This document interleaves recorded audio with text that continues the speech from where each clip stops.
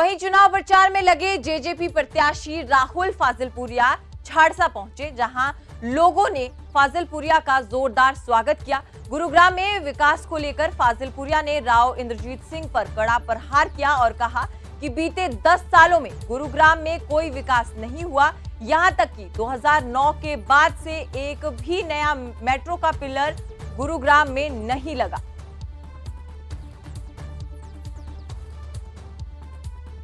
मैं बताना चाहूँगा कि आज 75 साल हो गए देश को आज़ाद हुए। हमारे पास वो मूलभूत सुविधा नहीं है जो आम आदमी के पास होनी चाहिए। बड़े मुद्दे, बड़ी योजनाओं के ऊपर तो बाद में बात करें। 2009 के बाद मेट्रो का एक पिलर आगे नहीं बढ़ा। हमारे पास सरकारी अस्पताल नहीं है, सरकारी स्कूल नहीं है, यूनिवर्सिटीज़ नहीं है, बच्चों के लिए कोई रोजगार नहीं है। ये तो मेन चीज़ें होती हैं। पिछले 75 साल में पूछना चाहूँगा हमारे आदरणीय सांसद साहब से कि उन्होंने क्या किया। बड़ी योजनाओं की बात करें तो कोई बड़ी यूनिवर्सिटीज़ नहीं है, मेट्रो का पिलर आगे नहीं बढ़ा है। कोई पुराने गुड़गांव के अंदर ना कोई फ्लाईओवर है, ना कोई अंडरपास है। बारिश आती है तो पूरा गुड़गांव डूब जाता है, सबको घर में बंद रहना पड़ता है। समर्थन आप लोगों के सामने है, आशीर्वाद दे के, हौसला बढ़ा के। ये तो एंट्री का हाल है, हर गांव की एंट्री पे कूड़ा डालने का काम कर रहे हैं और उसको जलाने के बाद धुआं जो निकल रहा है उसे कैंसर जैसी बड़ी बड़ी बीमारियां हो रही हैं। मैं कहना चाहूँगा कि इन सब चीज़ों को रोकना पड़ेगा और एक युवा कर सकता है। वहीं गुड़गांव लोकसभा सीट से ही बीजेपी प्रत्याशी राव इंद्रजीत सिंह ने बादशाहपुर में पार्टी ऑफिस का उद्घाटन किया और साथ ही साथ लोगों से ज्यादा वोट करने की अपील भी की। राव इंद्रजीत सिंह ने इस दौरान कहा कि पिछले 10 सालों में बादशाहपुर की तस्वीर और तकदीर दोनों बदली है। इस मौके पर राजस्थान के सवाई माधोपुर लोकसभा से बीजेपी प्रत्याशी सुखबीर जौनपुरिया ने भी राव के लिए प्रचार किया और वो इसके लिए बादशाहपुर पहुंचे।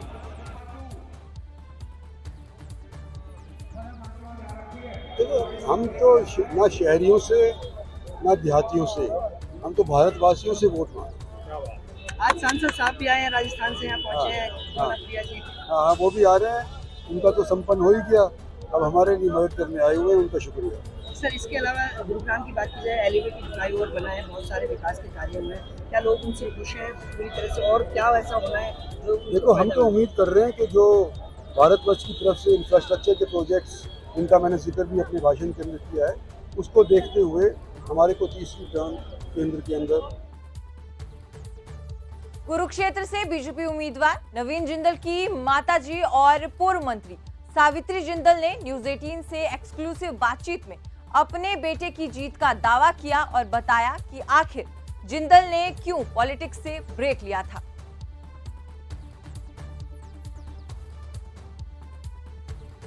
लोकसभा चुनाव हरियाणा के अंदर 25 मई को होना है। लगातार प्रचार चल रहा है। हम कुरुक्षेत्र लोकसभा के अंदर मौजूद हैं और कुरुक्षेत्र में भारतीय जनता पार्टी की टिकट पर उद्योगपति नवीन जिंदल चुनाव लड़ रहे हैं। हमारे साथ उनकी माताजी सावित्री जिंदल जी हैं, पूर्व में मंत्री रही हैं हरियाणा सरकार के अंदर और एक लंबा समय कांग्रेस में भी बिताया है, अब भारतीय जनता पार्टी में है। हम बात करेंगे। आपका स्वागत है न्यूज 18 पर। बहुत बहुत धन्यवाद जी। सबसे पहले तो यही जानना चाहूँगा कि आपका एक लंबा समय कांग्रेस में रहा और अब भारतीय जनता पार्टी में आ गए हैं और नवीन जी चुनाव लड़ रहे हैं, कैसे महसूस हो रहा है आपको? कि जब शुरू में जिंदल साहब चुनाव लड़े थे तो विकास पार्टी और भाजपा का गठबंधन था, तो इसलिए कोई नई पार्टी हमारे लिए नहीं है। राजनीति है, तो इसमें आ गए। अब हमारे लिए अच्छा है इसके अंदर भी कि मोदी जी की जो विकसित भारत का सपना है उसको नवीन मिलकर साकार करवाएगा। लगातार मुख्यमंत्री भी यही बात कहते हुए नजर आते हैं। जब नायब सैनी जी से पूछते हैं कि ओम प्रकाश जिंदल जी तो हमारे ही थे, हमारे साथ ही थे, वो बीच में कहीं चले गए थे, फिर हमारे साथ आ गए हैं। तो शुरुआत की जो जिस तरह से थी, तो फिर इसका मतलब नई चीज़ नहीं हुई ना कि बिल्कुल नहीं है हमारे लिए। जब उस समय चुनाव लड़े थे तो फिर से आ गए, अपने घर में वापस आ गए। 2 बार यहाँ से सांसद भी रहे नवीन जी, कांग्रेस की टिकट पर रहे सांसद, अब भाजपा की टिकट पर चुनाव लड़ रहे हैं। वर्कर्स के बीच में आप जाती हैं, आप भी जाकर के लोगों से मिलती हैं, कैसा रेस्पॉन्स मिलता है, कैसा क्या कहते हैं लोग? देखिए, हमारा जब 96 में जिंदल साहब चुनाव लड़े थे तो उस समय से हमारा ये घर है कुरुक्षेत्र, और फिर 2 बार नवीन ने चुनाव लड़ा 2004 और 2009 में, तो पूरा परिवार की तरह से हमारा अपना है। तो इसलिए जहाँ भी जाके बात करते हैं कि आपका बेटा, आपका भाई चुनाव लड़ रहा है, तो सब लोग बिल्कुल साथ देने की बात करते हैं और सबको बहुत अच्छा लग रहा है। सब बोलते हैं कि हाँ, हमारा भाई आया, हमें बहुत अच्छा लग रहा है। तो सब मदद कर रहे हैं, साथ दे रहे हैं और भगवान करे मतलब जितना जिससे चाहते हैं कि बहुत अच्छी जीत हो।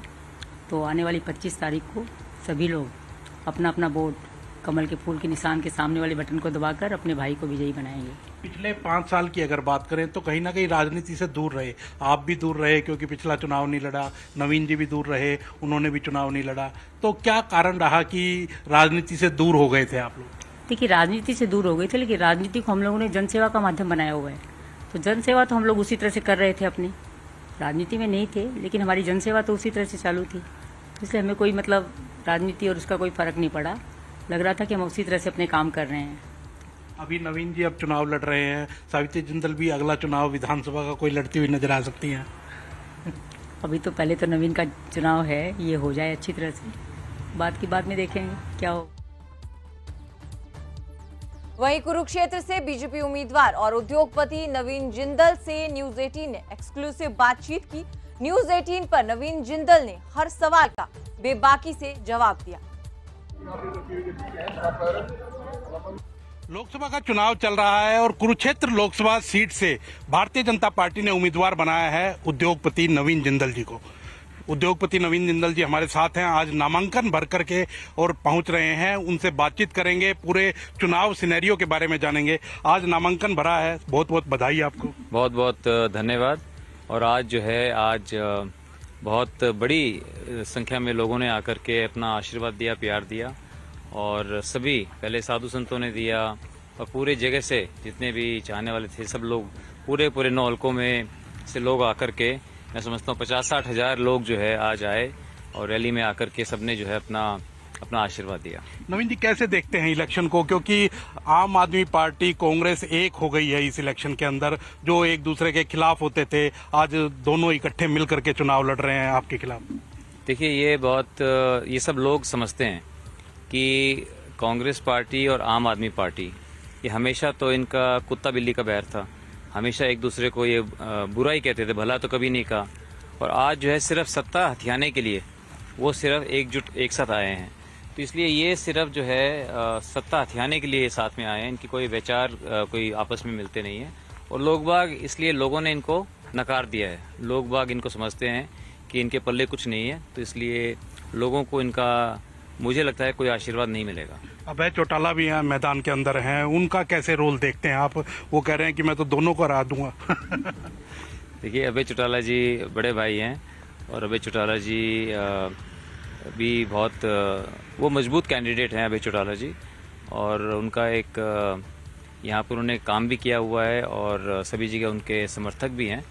तो इसलिए अभय चौटाला जी भी एक मजबूत कैंडिडेट हैं। कैसे देखते हैं, क्योंकि आपका एक लंबा सफर रहा है, क्योंकि कांग्रेस से आप यहीं से 2 बार सांसद रहे, अब भारतीय जनता पार्टी की टिकट पर चुनाव लड़ रहे हैं। क्या लोगों में कोई गुस्सा है, रोष है, या वही नवीन जिंदल की जैसे 2 बार आशीर्वाद दिया वैसे ही देंगे? तो मैं कहूँगा कि 90 से 95% लोगों ने तो ये कहा जी अब आप ठीक जगह आ गए, आपने जो है बहुत अच्छा कदम उठाया। लेकिन कुछ लोग जो कांग्रेस से जुड़े हुए हैं और कांग्रेस में रहना चाहते हैं, उनको बहुत दुख भी हुआ। तो ऐसे भी 5-7% ऐसे लोग भी हैं जिन्होंने ये बोले कि जी हम तो बहुत रोए कि आप क्यों चले गए। तो मैंने कहा, मेरे लिए पार्टी से बड़ा देश है। मुझे लगता है कि भारतीय जनता पार्टी माननीय नरेंद्र मोदी जी के नेतृत्व में देश आगे बढ़ेगा। उन्होंने हमें एक विकसित भारत का सपना दिखाया है, और मैं जब इतना बड़ा एक देश में क्रांति हो रही हो, मैं उसमें पीछे नहीं रहना चाहता। मैं लोगों के लिए काम करना चाहता हूँ, मैं देश के लिए काम करना चाहता हूँ। तो इसलिए मुझे ये जो मौका मिला है कि मैं लोगों के आके सेवा कर सकूँ माननीय नरेंद्र मोदी जी के नेतृत्व में, तो ये मेरे लिए बहुत बड़े सौभाग्य की बात है। तो फिर वो लोग भी इस बात को मानते हैं और वो लोग बोलते हैं कि जी हम आपके साथ हैं, हम जानते हैं कि आप लोगों की सेवा करना चाहते हो। और वो लोग जो है, इसलिए लोगों का मुझे बहुत समर्थन, आशीर्वाद मिल रहा है। एक बड़े उद्योगपति के रूप में आपकी पहचान है, आप देश विदेशों में लगातार रहते हैं। अब जिस तरह से एक खेतों के अंदर उतरना पड़ा है, अब कि आम आदमी से मिलते हैं, एक चाय वाले के पास जाते हैं, एक ढाबे वाले के पास बैठते हैं, कैसे लगता है जीवन में कि हाँ, पहले भी हालांकि 2 बार आप MP रहे हैं और आपका पूरा राजनीतिक परिवार है, अब कैसा लगता है आपको, क्योंकि काफी साल से अब राजनीति दूर थे? तो देखिए थोड़ी पिछले 5 सालों से प्रैक्टिस इसकी कम हो गई थी, और लेकिन अब जब दोबारा आ रहा हूँ तो मुझे बहुत अच्छा लगता है। लोगों से मिलना, लोगों की बातें सुनना, लोगों की तकलीफों को जो है दूर करना मुझे अच्छा लगता है। अब जो लोग दिखाते हैं कि देखो जी आपकी गोद में ये 25 साल पुरानी फोटो है, ये आदमी गोद में था, ये देखो जी आपके सामने लोग लाके फोटो भी दिखाते हैं कि देखो जी हम बच्चे थे, आप हमारे स्कूल में आए थे, अब हम देखो जी अब उनकी दाढ़ी आई हुई है। तो इसलिए बहुत अच्छा लगता है। लोगों से एक मजबूत रिश्ता है, एक पारिवारिक रिश्ता है, और ये बचपन से हमने देखा है अपने पिताजी को करते हुए। और पिताजी ये कहते थे कि लोगों के आशीर्वाद से परमात्मा ने हमें सब कुछ दिया, तो हमारा फर्ज बनता है कि हम लोगों के काम आए, हम दिखाएं कि जब कोई व्यक्ति सेवा के भाव से राजनीति में आता है तो क्या कर सकता है। तो उन्हीं के ये संस्कार लेकर मैं लोगों के बीच में मैं आया हूँ, और मैं बहुत कुछ लोगों के लिए करना चाहता हूँ। मेरे मन में बहुत से मेरे प्लान्स हैं कि किस तरह से यहाँ पर और ज़्यादा हमारे युवाओं को रोजगार मिले, किस तरह से गांव-गांव संपन्न हो, स्वच्छ हो। पूरा कुरुक्षेत्र संसदीय क्षेत्र, यहाँ के सारे 9 के 9 हल्के जो है मैं चाहता हूँ कि पूरे हिंदुस्तान के अंदर, पूरे देश के अंदर नंबर 1 पर हो हर लिहाज से। तो उसके लिए ये कोई काम आसान नहीं है, ये बहुत बड़ी एक तपस्या है। लेकिन मैं भारतीय जनता पार्टी की नीतियों पर चलता हुआ सब भारतीय जनता पार्टी के साथियों को साथ में लेकर के, और जब बनने के बाद ये चुनाव तक जो है मैं समझता हूँ कि आदमी को अपनी पार्टी के साथ जुड़ करके चुनाव लड़ना पड़ता है।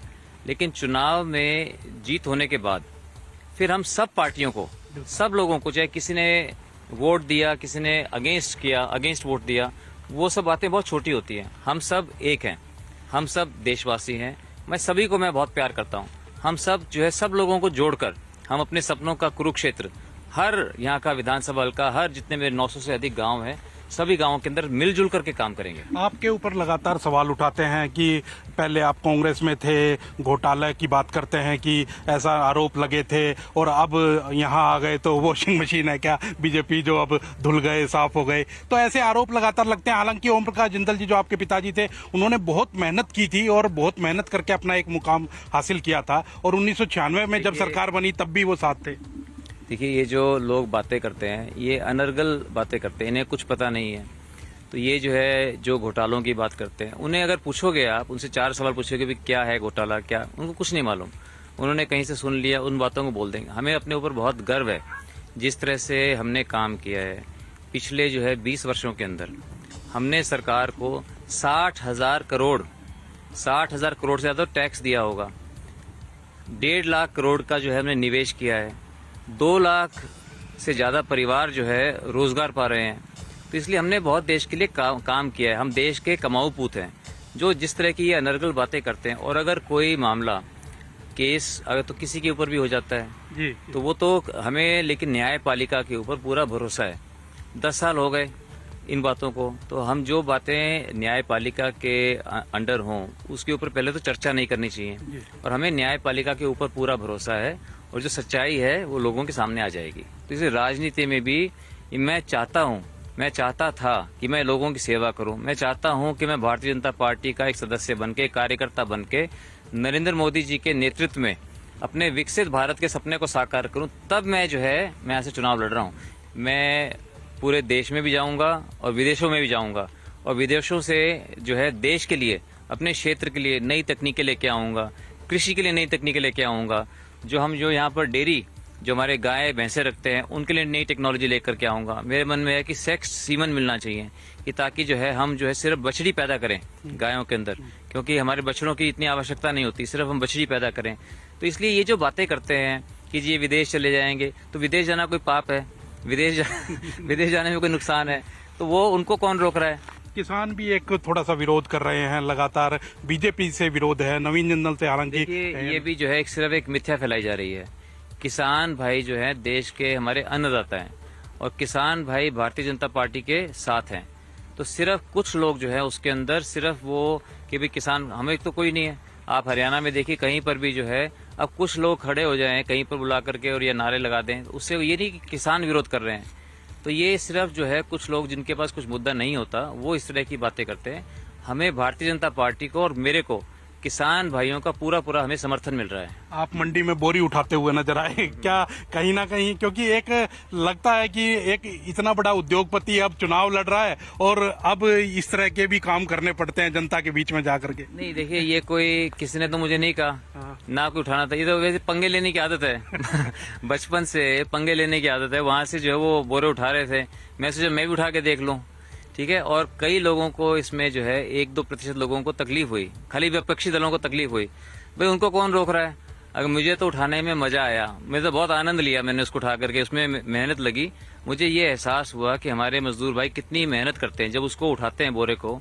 उस बोरे को उठाना आसान नहीं है। मैं तो तीसरी बार में जाके कामयाबी, पहले बाईं साइड गिरा, फिर दाईं साइड गिरा, फिर तीसरी बार में जो है मुझे कामयाबी मिली। और वो इतने आराम से, उनकी इतनी प्रैक्टिस होती है, वो इतने मजबूत होते हैं, वो आराम से सारा दिन ये काम करते रहते हैं। तो ये थे हमारे साथ नवीन जिंदल, जो कुरुक्षेत्र लोकसभा सीट से उम्मीदवार हैं, भारतीय जनता पार्टी के चुनाव लड़ रहे हैं। और आप देख सकते हैं कि खेतों के अंदर घूम करके और न्यूज 18 से बात कर रहे थे और उन्होंने कहा कि कोई ये ऐसा पहला मौका नहीं है। वो लगातार मंडियों के अंदर जाते हैं, आड़ती भाइयों से मिलते हैं, किसानी भी उन्होंने करवाई है और लगातार आम आदमी से जुड़े रहते हैं। आज नामांकन भर करके और यहाँ लौटे थे और उनसे न्यूज 18 ने खास बातचीत की है, जिसका उन्होंने बेबाकी से जवाब दिया है। कैमरामैन अमन के साथ अंकित दुधानी, न्यूज 18 कुरुक्षेत्र।